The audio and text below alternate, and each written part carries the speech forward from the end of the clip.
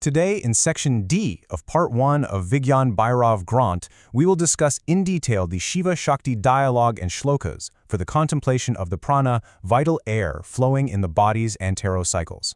We are stepping into something truly profound today, so I invite you to just settle in, let go of the outside world for a moment, and journey inward with us. What we are looking at here in the Vigyan Bhairav Grant is really a map of the energetic body. And this isn't just some abstract intellectual philosophy, it is the very vessel through which the cosmos experiences itself. It is the pulse of existence. We are talking about the secret, ancient architecture of your own being. So, let's step into this sacred geometry together, shall we? If we turn our attention to page 2, we bear witness to something incredibly intimate. This is a cosmic dialogue. It's a direct transmission of experiential truth from Lord Shiva to Mother Shakti. Now, she's asking the ultimate questions, right? She wants to know the true nature of absolute reality, seeking a path that cuts right through all our human illusions. And Lord Shiva, with just infinite compassion and steady grace, well, he doesn't answer with complex dogmas or rigid rules. Instead, he points her, and really through her, all of us, toward the most fundamental rhythmic truth of our physical existence. He answers her simply by guiding her attention to the very breath that sustains her. Just let the resonance of these ancient words settle within you for a moment. Pranad va apanad va. You know, to truly comprehend the vast, seemingly incomprehensible universe, we actually don't need to look outward into the stars. We must first look inward. We have to look at the most intimate rhythm of life itself, which is the breath. This beautiful Sanskrit phrasing captures the absolute essence of life's dualistic dance. It's about precise observation, not just seeing oxygen entering and leaving your lungs, but feeling it as a divine tide of energy. That is the key to awakening. The literal and frankly profound meaning of the shloka translates beautifully to a very simple truth. It says, the contemplation of the inward and outward flow of the vital energies reveals the Bhairava state. Now, this Bhairava state, this ultimate state of supreme consciousness, it's not some distant goal you have to travel lifetimes to reach. There is no way. It is hidden right here, right now, in the simple, continuous movement of your breath. By merely observing this movement with unbroken, pure awareness, the absolute reality begins to unveil itself to you. So to really practice this contemplation, we need to understand the precise tantric anatomy that the text describes. First, let's define prana. Now, in this sacred context, prana is absolutely not just air. It is the subtle, upward and outward flowing vital life force. I want you to imagine this energy originating deep within the inner cavern of your chest, the heart space, which is known as the Hridayakasha. From this completely silent center, prana moves outward. It expands into the world, carrying your life force out into the vastness of creation. And then, in perfect, seamless harmony with prana, we have its divine counterpart, apana.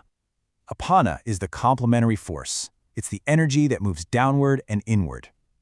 Think of it like this. If prana is the act of offering yourself to the universe, apana is the act of the universe returning right back to the source. It draws all that scattered energy from the outside world back inward. It grounds the physical body, it returns it to the silent sanctuary of the heart, and it completely finishes the divine continuous cycle of respiration. There is just a striking, beautiful contrast between these two forces. Prana is the exhaling, upward-moving, expansive energy blooming right out of the heart. Apana is the inhaling, downward-moving, contracting energy returning home to the center. Together, they are quite literally the heartbeat of the cosmos manifesting inside of you. Lord Shiva teaches us that by bringing our pure awareness to the exact friction, the exact flow of these opposing yet perfectly united forces, our minds begin to lose their heavy worldly anchors.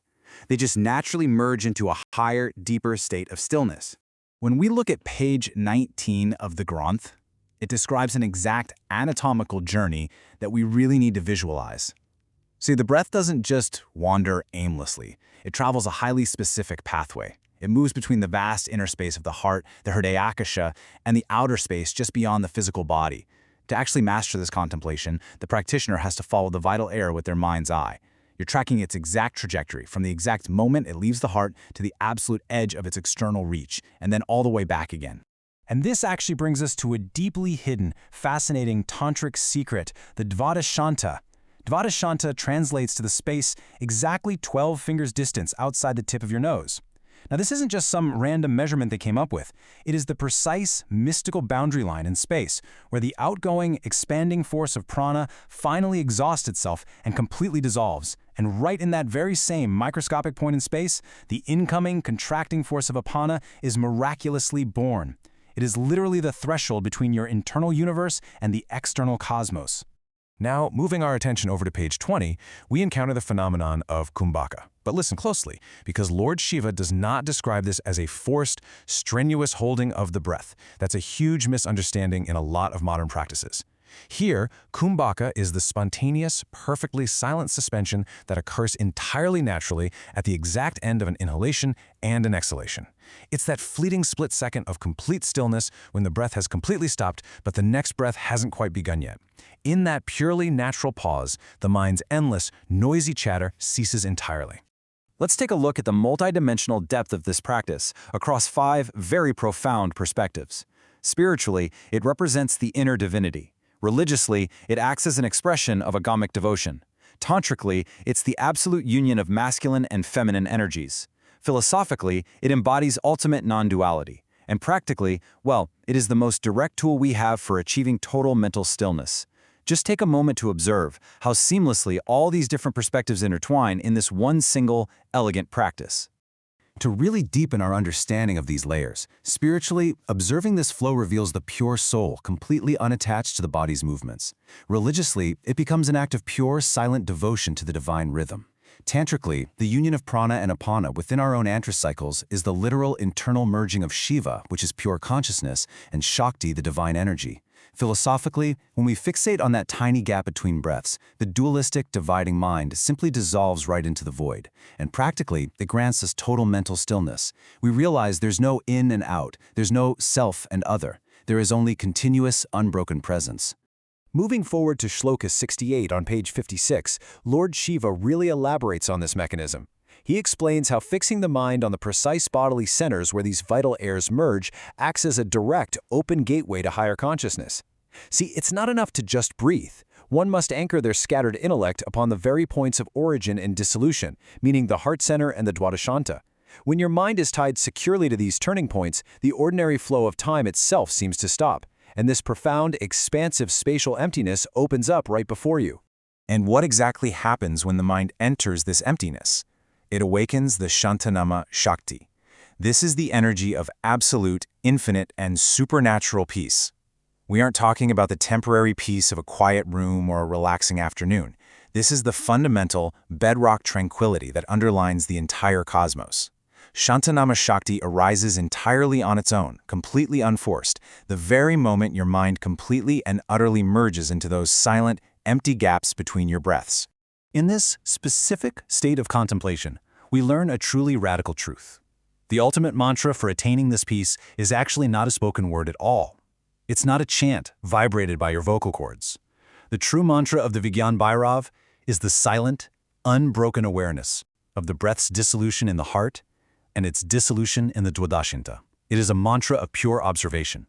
The silence itself becomes the sound that liberates the soul. So, let's trace the practical, step-by-step process for attaining this infinite peace, exactly as if Lord Shiva is guiding you right now. Step 1. Gently observe the prana leaving the inner sanctuary of your heart. Step 2. Follow its journey, entirely until it reaches the Dwadashanta, 12 fingers away. Step 3. Allow your mind to rest completely in that external void, right in the natural pause. Step 4. Follow the apana as it returns back into the heart. And step 5, rest in the internal void before the cycle gently repeats. As you sustain this beautifully simple practice, a profound transformation occurs. First, there is the total cessation of mental fluctuations. Your anxieties, your memories, your desires, they just simply evaporate. Next, the dawn of Shantanama Shakti bathes your consciousness in this unshakable, luminous peace. And finally, this leads to the direct experiential realization of the absolute Bhairava state. You no longer just understand the cosmos intellectually, you actually feel your absolute undeniable unity with it. We must always remember the core truth underlying this entire magnificent dialogue. Bhairav is not a person. Bhairav is not a deity with a human form or some external savior coming to rescue us. Bhairav is a state of supreme, unfiltered consciousness. In these verses, Lord Shiva isn't commanding Mother Shakti to worship an external figure. He is teaching her, with supreme spiritual dignity and love, how to experience their own infinite nature, entirely stripped of all worldly physical identities. The teachings of the Vigyan Bhairav Granth remain just as incredibly potent today as the moment they were first spoken. The gateway is always open. That divine cycle is happening within you, at this exact moment, with every breath you take. So, I leave you with this deeply intimate question to carry into your day. In the brief, silent pause at the very end of your next exhale, will you notice the infinite peace waiting for you?